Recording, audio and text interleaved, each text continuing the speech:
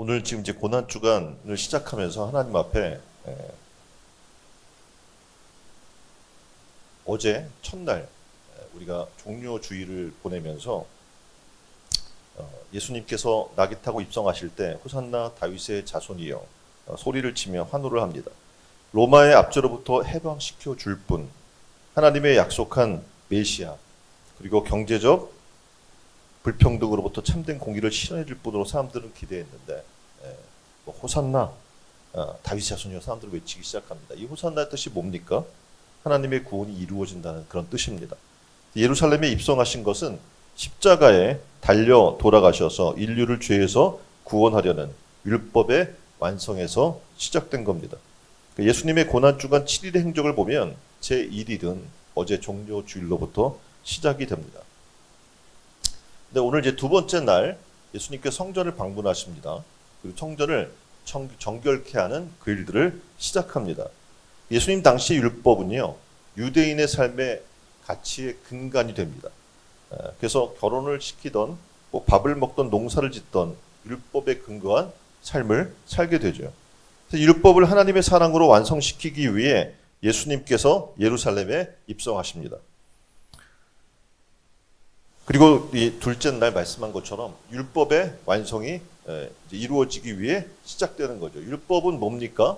지금 나와 있는 것처럼 구약에서는 10계명을 근간으로 해서 해야 될 일과 하지 말아야 될 일들에 대해서 언급해주고 있어요. 근데 말씀드렸던 것처럼 10계명을 해놔도 많은 사람들이 그걸 지키지를 못하는 거예요. 거기다가 여러분이 아시는 것처럼 구약의 율법이라고 하는 부분들을 지키기 위한 미시나 여러분이 알고 있는 탈무드 이런 수많은 율법적인 그런 근간들이 있거든요.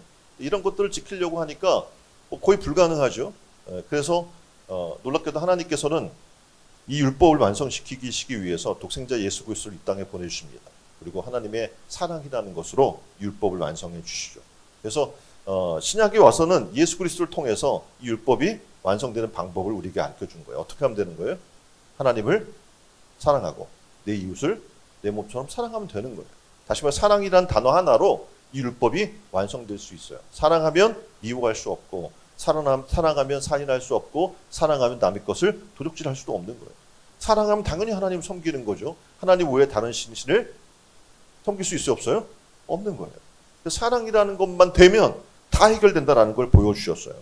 두 번째 근간이 되는 게 있는데 뭐였냐면 바로 성전이었어요. 그래서 성전을 방문하시고 당시의 성전의 문제점을 지적하시면서 성전을 회복시키는 세 가지 일들을 이야기를 하십니다. 첫 번째는 뭐냐면 성전됨의 의미와 모습을 회복시키기 위해 성전 안에서 매매하는 자들을 내어 쫓습니다. 성전은 하나님이 임재하는 장소예요. 성전 단지 건물만이 아니란 말입니다. 그리고 하나님 앞에 감사 예물을 드리고 감사하는 장소이고, 또 하나님과의 만남의 장소이고, 그리고 속죄받는 장소였습니다. 예루살렘 성전은요, 유대인들에게 있어서 신앙의 중심이었고 성전 순례는 피할 수 없는 의무였습니다. 그래서 인간 예수님께서는 또 당연히 어떻게 합니까? 예외가 아니었겠죠. 유월절이 되어서 예수님께서 예루살렘 성전으로 올라가십니다. 당시 유월절 순례객이 12만 5천 명이었다고 얘기하니까 당시 사람들이 거의 다가 어떻게 예루살렘으로 올라간 거죠. 그러니까 예수님께서 수많은 사람들의 인파 속에서 예루살렘으로 나귀를 타고 입성하십니다. 그리고 두 번째 날 말씀한 것처럼 성전 정결케 하는 일을 하시는 거예요. 왜냐하면 더 이상 이곳이 하나님이 임재하는 장소가 아니에요. 더 이상 이곳이 감사한 장소가 아니에요. 하나님과 만남의 장소가 아니고 속죄받는 장소가 아닌 거예요. 이 장소가 어떤 장소가 되었냐면 매매하는 자들이 있고 장사치들이 있고 환전하는 자들이 있고 인간적 욕심을 채우는 장소가 돼버린 거예요. 그래서 어떻게 해요? 오셔서 매매하는 자들 내쫓아 버립니다. 그리고 돈 바꾸는 자들과 그들의 상을 엎어버리고 비둘기 파는 자들을 의자를 어떻게 엎으십니다. 그러면서 이곳은 하나님의 임재하는 장소라는 것을 알려주십니다. 하나님 만나는 장소고 죄가 속죄되는 장소지 이 강도의 구렬이며 또 장사하는 자들이 이렇게 하는 매매하는 장소가 아니라는 걸 얘기하는 거예요. 그림에 보면 당시 성전은 유대인만 들어갈 수 있는 뜰이 있었습니다. 이방인들이 들어갈 수 있는 이방인의 뜰이 있었고, 그리고 이방인의 뜰은 장사꾼들의 화폐를 환전하는 그런 한정산들로 인해서 시장처럼 변해버려 있었어요. 그러니까 원래 재물을 매매할 수 있는 합법적인 시장은요, 성전이 아니에요. 어디냐면 감난산에 4개를 만들어 놨어요. 그곳에서 환전도 하고 그곳에서 모두예요. 재물도 살 수 있고 그랬어요. 그런데 이 재물이 부적격, 왜냐하면 막 끌고 오랫동안 먼 데서 와야 되잖아요. 예루살렘에 6월절을 지키기 위해서. 그러면 많은 사람들이 오기 힘들기 위해서 편의를 위해 그 장소를 만들어 준 건데 지금 이들이 어떡합니까? 편법을 사용하는 거죠. 성전세가 성소의 세겔로 들여졌기 때문에 당시에 사용되던 로마 화폐나 헬러 화폐를 유대 화폐인 두로의 은화라고 하는 것으로 바꿔야 됐어요. 세계 곳에서 오는 순례자를 돕기 위해서 만든 것이었는데, 근데 대제사장 가야바가 이권을 노리고 이방인의 뜰에서 일을 할 수 있도록 허용해 줘버리고 만 겁니다. 대제사장이 그런 일을 하지 말아야 되는데 그런 일을 한 거예요. 그리고 순례객들이 가지고 온 재물에 대해서 지금 어떻게 보면 이 시장에 들어온 상인들과 거래를 한 거죠. 이 시장이나 이 사람들이. 그래서 어떡합니까? 이미 저 감난산에 사가지고 온 사람들 거를 다 받아주게 되면 여기서 사겠어요? 안 사겠어요? 안 사잖아요. 고기가 싸니까. 안 사잖아요. 그래서 어떻게 해요? 소나 양과 비둘기 재물을 갖고 오면 불합격 판정을 내리는 거예요. 그래서 다시 거기서 살 수밖에 없게 만들어요. 사람들이 이미 거기서 살 필요가 있어요? 없어요? 이제? 없는 거예요. 왜냐면 여기 와서 사야 돼. 거기다 불합격되니까. 더군다나 비둘기는요, 가난한 사람을 위한 재물이었어요. 정말 돈이 없기 때문에 비둘기 싸잖아요. 그걸 해야 되는데 비둘기를 갖고 와 다 불합격 판정을 해버리니까 이들이 평상시 가격에 탈무드의 내용을 보면 이렇게 돼 있어요. 평상시 가격의 100배. 싼 거니까 이걸 100배를 쳐서 받아서 하는 거예요. 먼 고향으로부터 왔으니 이걸 사요, 안 사요? 살 수밖에 없는 거예요. 그럼 그들이 파는 것을 살 수밖에 없는 거예요. 하나님의 임재가 없어요, 그곳은. 그리고 강도의 구렬이 돼버리고 만 겁니다. 20세 이상의 유대인들은 매년 반세겔 이상의 성전세를 내야 했어요. 그런데 아까 말씀드린 것처럼 성전의 공식 화폐인 두루 화폐로 바꿔야 됐잖아요. 그럼 환전 시에는 2.1%에서 11%의 웃돈을 받는 거예요. 네? 그래서 어떡합니까? 성전세를 그냥 내면 되는 건데 그것도 어렵게 만드는 거죠. 그러니까 6월절에 예수님이 성전에 올라와서 이들을 내쫓은 이유를 아시겠죠? 돈 바꾸는 자들과 그들의 상과 비둘기 파는 자들의 의자를 엎어버리십니다. 그래서 성전됨의 의미를 깨닫게 하는 거예요. 그 성전됨이 무엇인가 그 모습을 알게 하고자 하는 겁니다. 이렇게 성전됨이라는 것은요, 하나님의 임재가 있어야 되는 거예요. 거기는 어떻게 합니까? 하나님의 죄의 속죄함이 있어야 하고 하나님을 만나는 만남의 역사가 있어야 되고 또 하나님 앞에 그 만남을 통해서 그 은혜를 감사하며 찬양하는 부분이 있어야 되는 겁니다. 근데 이곳은 이미 강도의 구렬로, 장사치의 소굴로 바뀌어져 버리고 만 거죠. 그림은요, 종교 개혁을 단행한 요시야 왕의 모습을 보여주고 있습니다. 그러니까 요시야 왕은요, 유대 후기에 성전을 정결케 하고 종교 개혁을 하고 모든 우상들을 찍어버린 굉장히 보기 드문 일을 한 왕입니다. 성전을 정결케 하던 중에 율법책을 발견했어요. 그리고 그 책을 읽으니까 너무 큰 은혜가 된 거예요. 더 회개하고 더 하나님을 잘 섬기기를 백성들에게 선포하고 6월절도 정말 잘 지켰어요. 근데 하나님은 이렇게 성전을 정화하고 율법을 준수를 외치던 이 당시에 예언자인 예레미야에게 성전문을 막아서게 해요. 그리고 이렇게 외치게 합니다. 너의 길과 너의 행위를 고치라.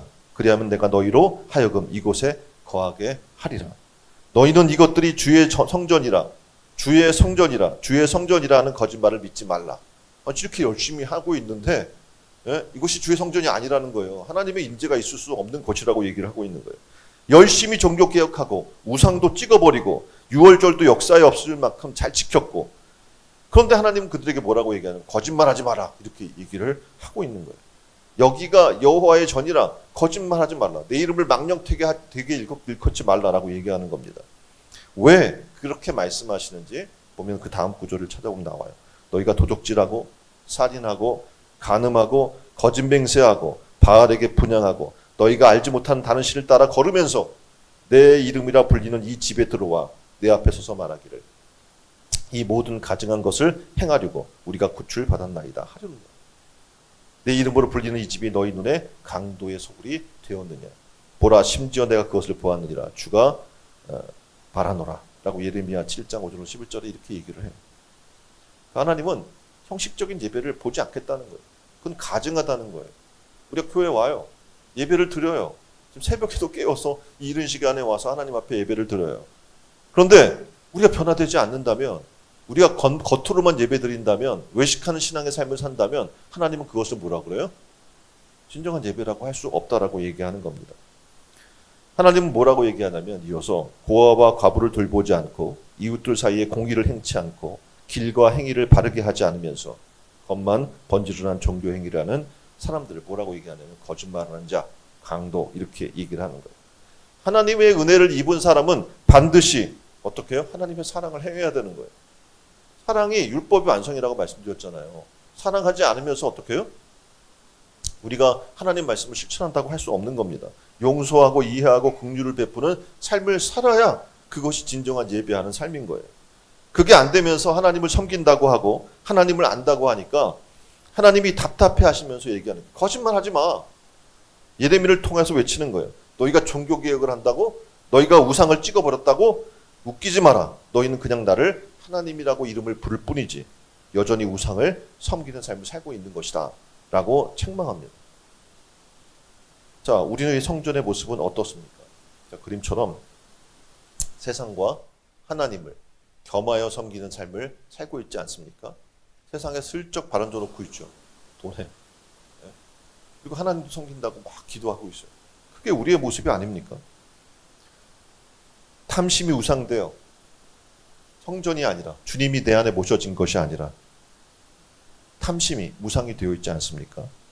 정말 성전되어 예배와 하나님의 만남, 하나님과의 만남과 매일의 예배 그리고 속죄의 은혜가 넘치는 삶을 살고 있습니까? 여전히 우리가 무엇을 먹을까, 무엇을 입을까, 무엇을 마실까 이방인의 염려와 근심과 걱정의 삶을 살고 있으면서 우리가 하나님 백성이라고 얘기하고 있지 않습니까? 이 시간 기도했으면 좋겠어요. 주님 그렇습니다. 우리가 이제 주님께서 우리를 위해 죽으심으로 죄사함 받고 우리가 이제는 어떻게 해요? 우리의 심령이 주님 모신 전이 되었는데 이 마음에 우상 숭배하는 것들이 너무 많습니다. 탐심과 세상 사랑하는 것과 돈을 사랑하고 세상의 명예를 사랑하고 세상의 쾌락을 사랑하는 모습들이 여전히 있습니다. 그리고 교회 와서 겉으로는 앉아 있습니다. 주님 말씀하시기를 지금 이것은 망령되다고 얘기하고 거짓말하지 말라고 얘기한다. 지금 말씀하고 있다고 얘기했어요. 하나님 이 시간 우리의 이 거짓스러운 모습들이 다 십자가 못 박아 죽기를 원합니다. 우리의 탐욕이 십자가 못 박아 죽기를 원합니다. 그리고 이방의 이런 모습들이 죽기를 원합니다. 그리고 다시 우리의 심령이 회개함으로 성령이 거하는 성전 되게 해달라. 하나님 앞에 지금 간절히 기도했으면 좋겠어요. 두 번째는 성전 제사를 금하고 만민이 기도하는 집으로의 회복을 위해서 지금 성전을 정결케 하는 작업을 오자마자 시작하시는 거예요. 보면 아무 기구를 가지고 성전 안으로 지나다님을 허락하지 않으셨다고 얘기를 해요. 성전에 오셔서. 그러니까 성전의 기구라고 하는 것은 제사를 위해 사용된 도구거든요. 근데 이 제사를 위해 관계된 기구를 이동하지 못하게 한 것은 성전의 가장 중요한 기능인 성전 제사를 하지 못하게 하신 거예요. 여러분 잘 아시잖아요. 그 사울 왕이 제사를 드리기 위해 소를 잡아왔어요. 하나님이 기뻐해요? 기뻐하지 않으면서 뭐라고 이야기해요? 나는 순종이 제사보다 낫다 라고 이야기하는 바로 이거예요. 말씀에 순종하지 않는 수많은 율법자들, 말씀에 순종하지 않는 수많은 백성들, 세상 것을 여전히 탐하고 세상 것들로 살아나가면서 와서는 예배하는 척하고 있는 그들의 모습을 책망하고 있는 거예요. 너희는 더 이상 그런 제사 드릴 필요 없어 라고 제사를 금하고 있는 것을 보게 됩니다. 하나님이 명하셨고 조상들이 지켜온 성전 제사를 거부하는 것은요, 이들이 볼 땐 신성 모독이야. 그런데 그것을 금하고 있는 거예요, 예수님이. 다시 말해서 지금 굉장히 아무도 말 못해요. 잘못되는 줄 알면서도 말 못하고 있는데 예수님 오셔서 그걸 건드려 버린 거죠. 성전의 문제. 그래서 이것이 후에 어떻게 해야 돼요? 닷새 후에, 닷새 날에 예수님 십자가 못 박힌 자리로 끌려가게 된 중요한 원인을 제공하게 됩니다. 그래서 고소자가 이렇게 얘기해요. 뭐라고 얘기하냐면 우리가 그의 말을 들으니 손으로 지은 이 성전을 내가 헐고 손으로 짓지 아니한 다른 성전을 사흘에 지으리라 하더라. 예수님이 십자가에 달려있을 때 예수님을 뭐라고 비난하냐면 성전을 헌다고 헛소리한 죄인 이렇게 막 손가락질하고 욕했단 말입니다. 자, 마가복음 15장 29절에 이렇게 이야기해요. 지나가는 자들이 자기 머리를 흔들며 예수를 모욕하여 가로되 아 성전을 헐고 사흘에 짓는 자여. 성전 정결 사건과 계속 연결시켜서 예수님을 십자가에 못 박게 한 자리로 끌고 가는 거죠. 예수님은 이것을 얘기하면 건들면 본인이 어려움을 당할 걸 알아요. 왜냐하면 이거 신성 모독이라고 그들은 생각할 것이기 때문에 그렇겠죠. 그래서 예수님은 이미 제자들에게 얘기했어요. 뭐라고 얘기했냐면 인자가 많은 고난을 당하고 장로들과 대제사장들과 서기관들에게 버림받되어 죽임을 당하고 사흘 만에 살아나야 할 것이다 라는 것을 가르쳐 주셨습니다. 성전은 말씀드린 것처럼 하나님이 임재하는 장소이고 죄가 속죄되는 장소이고 하나님 앞에 감사와 예배와 영광을 돌려야 될 장소였어요. 그런데 지금 그들은 이곳을 강도의 구렬로 만들었어요. 그러면서 이것의 회복을, 성전의 회복을 이야기하면서 17절에는 이렇게 얘기합니다. 기록된 바 내 집은 만민의 기도하는 집이라 칭함을 받으리라 하지 아니하였느냐. 너희는 강도의 구렬을 만들었노라 라고 얘기하는. 그러니까 어떻게 보면 예수님이 성전을 왜 정결케 하려고 했는지를 단번에 보여주는 말씀이죠. 만민의 기도하는 집을 회복하길 원한다는 거예요. 그러니까 강도의 구렬이 아니라 만민이 기도하는 집. 이 구절은요 이사야 56장 7절에 근거하는 말씀입니다. 내가 그를 나의 성산으로 인도하여 기도하는 내 집에서 그들을 기쁘게 할 것이며 그들의 번제와 희생은 나의 단에서 기꺼이 받게 되리니 이는 내 집은 만민이 기도하는 집이라 일컬음 될 것입니다. 아멘. 유대인들은 자신만 생각했어요. 그래서 자기들만 예배 드리는 장소이고 예배를 드리면 하나님이 받는다고 생각했고 이방인들이 드리는 예배는 받지 않는다고 생각한 거예요. 그래서 이방인의 뜰을 따로 만들어 놓고 그곳에서 어떻게 해요? 강도의 구려를 장사치의 소굴을 만들어 버리고 만 거죠. 그러니까 어떻게 보면 이들은 성전의 의미를 왜곡해 버리고 만 겁니다. 성전은 하나님의 집이에요. 어떤 집?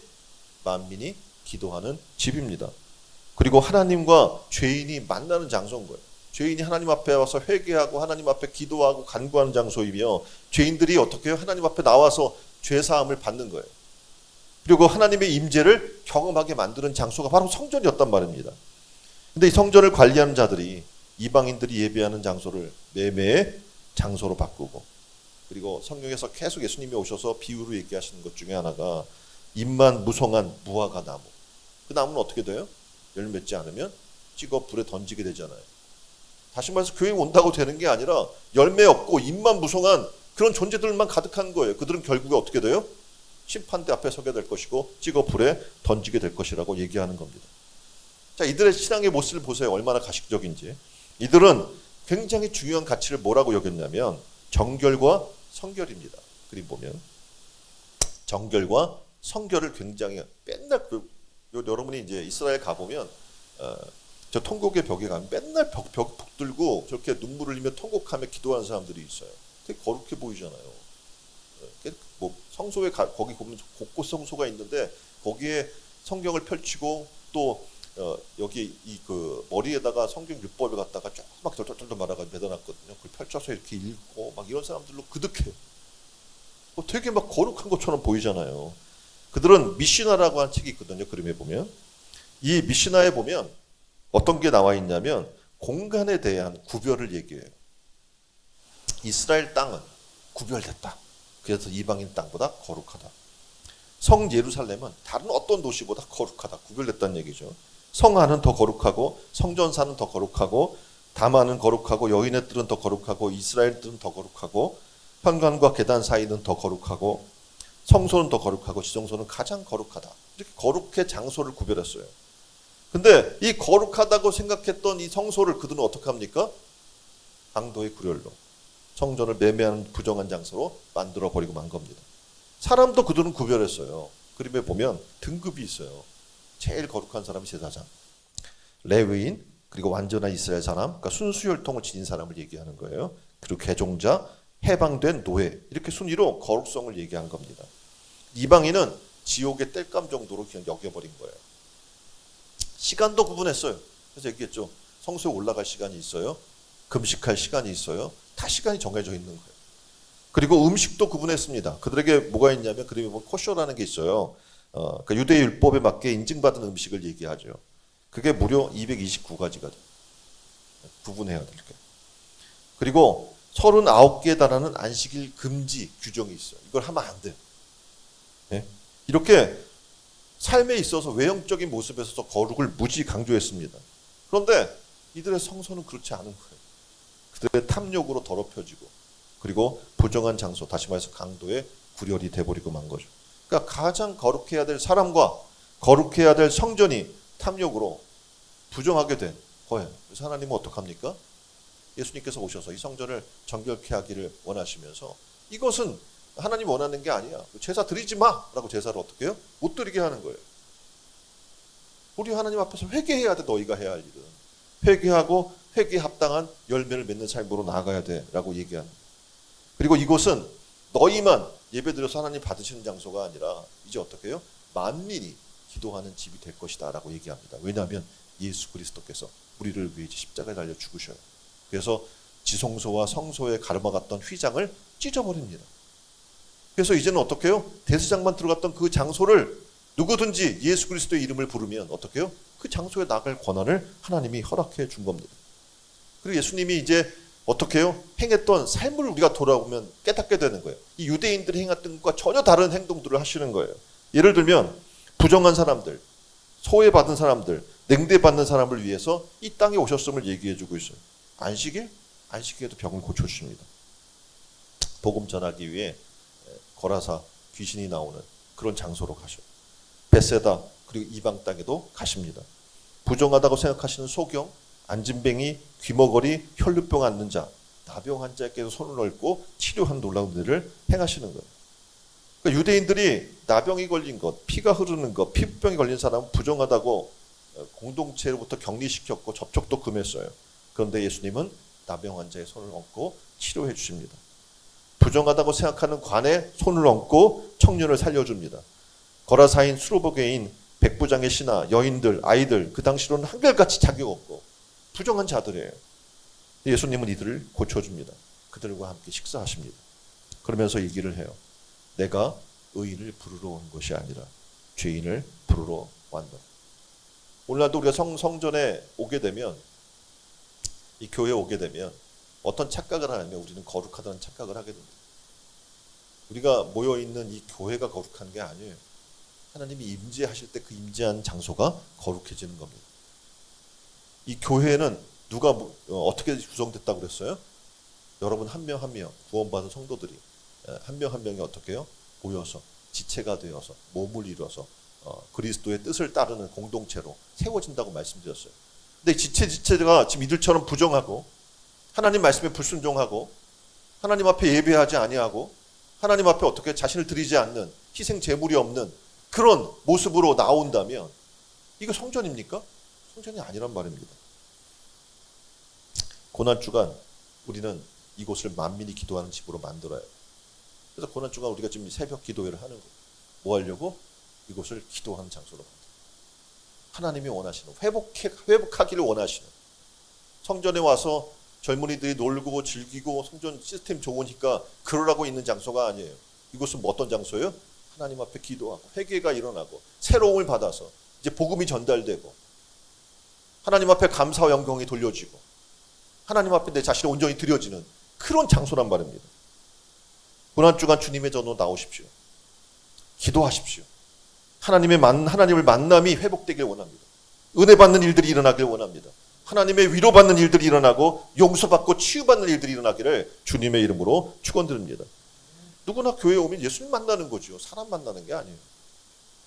무거운 짐을 풀 수 있는 만민의 기도의 집으로 회복되는 은혜가 있기를 주님의 이름으로 축원드립니다. 세 번째는 굉장히 파격적인 일들인데 뭐냐면 성전을 헐래요.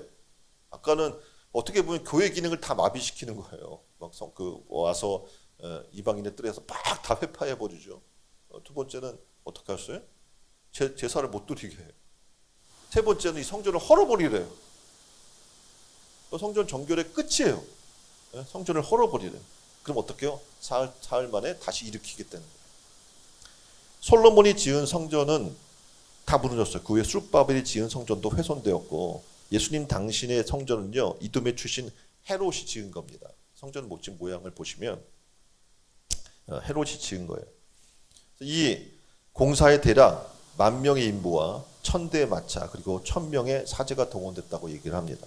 그러니까 공사를 완공하고 수소 300마리를 제물로 바쳤대요. 어떻게 보면 뭐 대단한 것처럼 보이잖아요. 그런데 당시 성전은 밝은 백색 돌만 그대로 두고요, 나머지 전체를 금으로 도금할 정도의 성전이었어요. 맑은 날에는 눈으로 직시하실 정도의 눈이 부셔가지고 그렇게 빛이 나고 화려했다고 얘기합니다. 성전 견대는요 14만 제곱평방미터, 그러니까 약 48,000평이었고요. 흔히 통곡의 벽으로 아까 그림 본 것처럼 서쪽 벽의 가장 무거운 돌의 무게가 100톤이었어요. 어마어마한 거예요, 이 성전이. 그래서 이 화려함에도 불구하고 어떻게 보면 성전은 거룩함이 없습니다. 하나님이 계신 곳은 특징이 뭐예요? 거룩한 거예요. 내가 거룩하니 너희도 거룩하라 라고 말씀하시고 있기 때문에 그렇습니다. 근데 헤롯은 헬라 문화의 전파자라고 불릴 만큼 헬라 문화에 집착한 사람이었거든요. 성전 지을 때도 로마의 상징인 황금 독수리를 성전 입구에 딱 세워놨어요. 그것이 성전입니까? 당시 성전은요, 비사독 계열인 하스몬가가 장악을 하고 있었거든요. 그 대제사장은 로마의 총독에 의해서 임명이 돼요. 하나님의 어떻게 보면 레위인 지파에서 선택돼서 하나님에 의해서 된 게 아니라 총독에 의해서 임명이 됩니다. 그런데 총독을 누가 시키냐면 이 총독이 누굴 시키냐면 로마에 충성하는 사람을 시키는 거예요. 대제사장이었던 안나스는 로마의 총독 구레뇨가 임명한 사람입니다. 로마를 등에 업고 어떻게 보면 자신의 네 아들과 사위까지 대제사장에 오르게 합니다. 그런데 이 성전이 어떤 곳입니까? 다 눈 감아버리니까 예루살렘 성전 번제단 위에 제우스 신전이 세워집니다. 하나님을 섬겨야 할 곳에 아까 이야기한 것처럼 요시야 개혁 때 예레미야가 경고하고 했던 것처럼 이 우상의 신들이 세워져 있는 거예요. 그리고 매일 2번씩 어린 양 2마리와 한 마리의 소가 로마 황제와 로마 제국의 번영을 위한 희생 제물로 드려지게 됩니다. 이렇게 부당하게 로마 권력에 결탁한 왕과 대제사장, 이들로 말미암아서 어떡합니까? 권력과 부를 축적하는 수단으로만 사용된 성전인 거예요. 예수님께서 예루살렘에 일정을 마치고 돌아올 때 제자 한 사람이 이렇게 물어옵니다. 선생님이여 보소서, 이 돌들은 어떠하며 이 건물은 어떠합니까? 얼마나 화려합니까? 돌 아까 무게를 얘기했잖아요. 어마어마하잖아요. 제자들은 1차 성전 정화 때 이미 예수님께서 너희가 이 성전을 헐라 내가 사흘 동안 일으키리라, 그림에 보면 이렇게 말씀한 것을 기억하고 있었을 겁니다. 이때 예수님 뭐라고 이야기하냐면 돌 하나도 돌 위에 남지 않고 다 무너뜨리리라 라고 대답을 하셨어요. 그러니까 성전의 완전한 회파, 파멸을 얘기한 거죠. 성전 정화에 대한 답변을 얘기하신 겁니다. 이제 더 이상 그곳은 하나님이 계신 곳이 아니야. 이제 하나님께 예배드려지는 것도 아니고 더 이상 외형적 건물에 불과한 그런 장소야 라고 얘기하는 거예요. 예수님이 이 땅에 오셔서 놀라운 사실은 그분이 우리에게 어떻게 해요? 지금 말씀한 것처럼 성전의 지성소와 성소라는 것을 그들이 굉장히 강조했는데 이 휘장을 가르심으로 말미암아서 이제 하나님의 임재가 있었던 법궤가 있고 뭐 10개 아론의 쌍난 지팡이가 있는 그것을 상징하는 지성소 앞에 켜진 칸바기를 갈라버린 거예요. 당시에는 대제사장이 한 번 가서 1년에 한 번 가서 제사를 하며 속죄하는 장소였는데 이제 이 휘장을 가르심으로 말미암아서 하나님과 사람의 분리돼 되었던 것들이 찢어져 버렸어요. 그리고 이제 예수 그리스도로 말미암아 하나님 앞에 나아가는 권세를 우리에게 허락해 주셨다는 겁니다.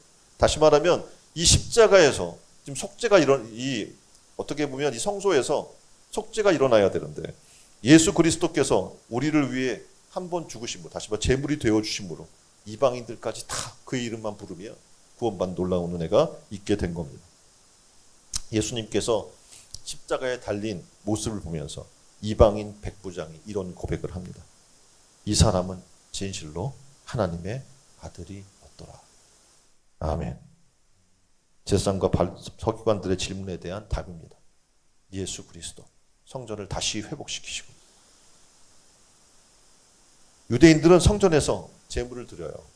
그리고 죄를 용서받고 거룩해진다고 믿습니다. 그림에 보면 예수님은 한 성전의 제2의 기능인 깨끗함과 용서, 거룩해짐을 십자가의 제물로 단번에 드립니다. 그리고 완성시켜 주신 거예요. 성전보다 더 큰 이가 등장했는데 누구냐? 바로 예수 그리스도예요. 근데 많은 사람들이 이걸 잘 몰라요. 이분이 이 가운데 우리 가운데 임재해 주셨고, 기존의 성전을 종화했고, 십자가의 죽음을 통해서 손으로 짓지 않는 새 성전을 건설하신 줄 믿습니다. 성전을 정결케 하신 이유가 바로 이거예요. 새 성전을 건축하기 위해서. 끊임없이 사탄은 당시 제사장과 서기관들처럼 예수님의 권위에 대해 회의를 갖게 합니다. 예수를 메시아로 믿지 못하게 방해합니다. 성전 정화 사건을 통해서 우리는 고백해야 돼요. 주는 그리스도시요 살아계신 하나님의 아들입니다. 이 고백 위에 뭐가 세워져요? 교회가 세워지는 거예요. 우리도 백부장과 같은 고백이 이 시간 일어났으면 좋겠어요. C.S. 로이스 교수는요, 이렇게 외칩니다. 예수님의 입에서 나온 말씀을 그의 말씀 그대로 다 믿든지 아니든지 전부 부인하든지 둘 중에 하나라는 거예요. 어느 건 믿고 어느 건 안 믿고 중간 노선이란 있지 않다라고 이야기합니다. 여러분 어떻습니까? 얼마나 예수님을 믿고 계십니까? 전적으로 예수님 믿는 은혜가 있기를 주님의 이름으로 축원드립니다. 그리고 우리 안에 있는 강도의 구유를 무너뜨립시다. 육신의 생각을 십자가에 못 박고 영으로 다시 살며 내 안에 우상을 회파하고 다시 기도하는 집으로 회복하는 은혜가 이 시간 일어나기를 주님의 이름으로 축원드립니다. 다 같이 한 목소리 기도했으면 좋겠어요. 하나님, 고난주간 성전으로 오셔서 성전의 것들을 회파하시면서 강도의 균을 무너뜨리고, 그리고 제사를 멈추게 하고 이제 말씀의 순종으로 돌아가게 하고, 성전을 이렇게 정결케 하신 이유는 새 성전을 건축하기 위하심인데, 하나님 내 안에 우상을 회파하기를 원합니다. 여전히 내 안에 잘못된 것들을 하나님 회파하고 십자가에 못 박고 영으로 다시 살며 주님의 은혜가 회복되는, 성전이 회복되는, 내 심령에 주님 모시는 삶이 회복되는 일들이 일어나게 해달라고 다 같이 한 목소리로 기도하겠습니다. 기도하겠습니다.